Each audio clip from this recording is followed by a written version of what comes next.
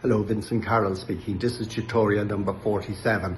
I suppose I would call it general maintenance. A lot of people will come to you from an acupuncture point of view just seeking a general improvement in their health. There'll be nothing very specific. They feel maybe slightly ran down, or they feel certainly their health could improve a little bit. Again, you have to be reasonable. I mean, a person's lifestyle can interfere with them achieving ideal health. So you have to look, I suppose, for the negatives that are impinging on their life, first of all, and give ordinary common sense advice. And that should, as always, be your starting point. But from a specific acupuncture point of view, in my own practice, I don't do maintenance because I believe that a person should perhaps be able to adjust their life in a particular way.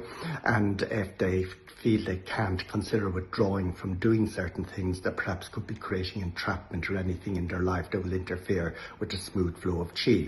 But if a person is somewhat ran down, I mean, any system of medicine simply acts as a fire break to get that person going again. And if one chooses acupuncture, as one should, then you're talking about probably tonifying things, certainly the root of both 7 chi, but going a bit deeper into yin as well. So for example, spleen 6, stomach 36, ren 12 would be my most baseline formula, followed by probably spleen 3 and lung 9 to boost. I do lung heart 7 because a very good night's sleep is very good for yin, of course, and settle it down with the pericardium 6 as well. And these are points that we're all extremely familiar with. Maybe direct the yang up a bit because the person will judge you by their sense of well-being. So therefore a do 20 probably brings up the yang. And if there's no bad yang to be brought up, meaning the negative yang, meaning the liver stagnant moving up on the gallbladder or stomach channels, then in that case it's a good thing to do to bring up do 20. So the person will feel a little bit better there after that. But it's something that should be done probably only on an occasional basis if a person is down, simply because for the most part people will be able to adjust their diet, adjust their time off, even perhaps adjust their professional life around what their health permits, and that's very important. I'd certainly remind people about the value of yin, and that's why I would also do a ren 4. It's a very, very good settling point. I mean, people generally are judged by measurements, and measurements might be amount of productivity from a work point of view, but the difficulty is that's yang.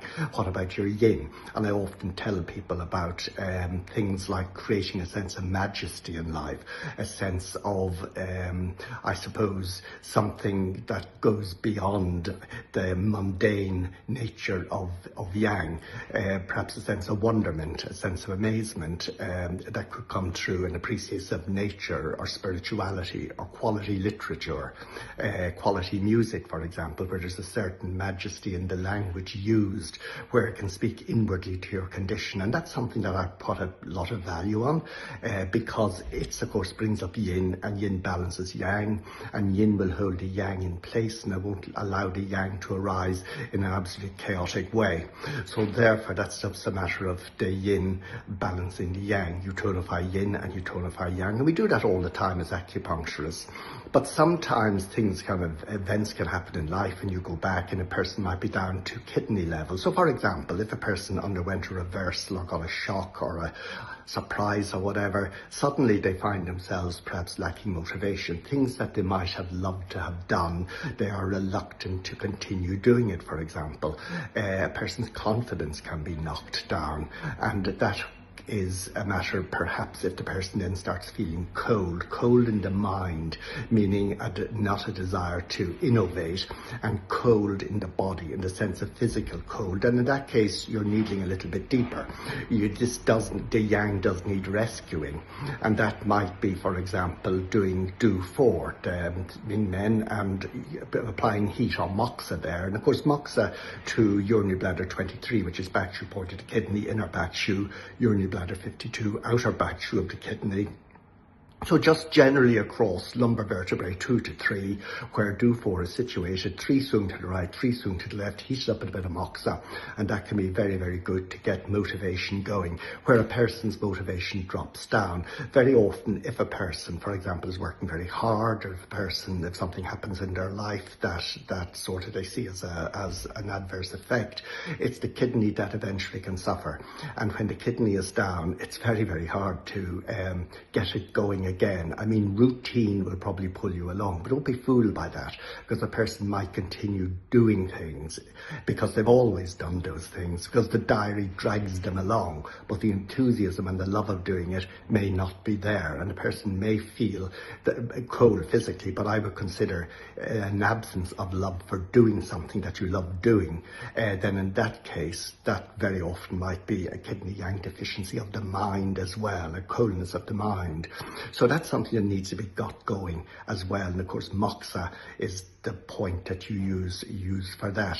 So in those cases, that's more than maintenance, that's probably rescuing, but there's a very thin line between when your ordinary walkabout sort of spleen chi is dropping down, and when it drops down a little bit more to kidney level, particularly if a person is relatively good on their chi, so there's no expectation that their spleen chi is going down, and something happens to them and their kidney suddenly drops suddenly, but yet seem to be doing all they ever continue to do. So that can often allow a difficulty with diagnosis, because you're fooled by the fact that the person is still doing what they always did.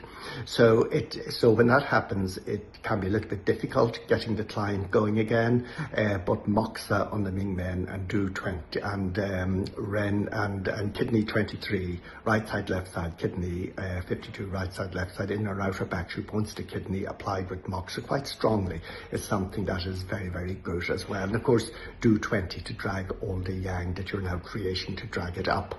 But for a person coming just with a more mundane, with a general sense of tiredness, it's probably 1 or 2 or 3 sessions of acupuncture is probably what they need. Just tonifying mainly the source points and mainly directing the yang energies up. But to put a person on a long program of that sort of stuff is not something that I would probably do or recommend should be done, because as I've said at the beginning of this video, I'm a great believer in the body looking after itself, taking care of itself, and if you make your common sense adjustments, then you have long-term, I suppose, results.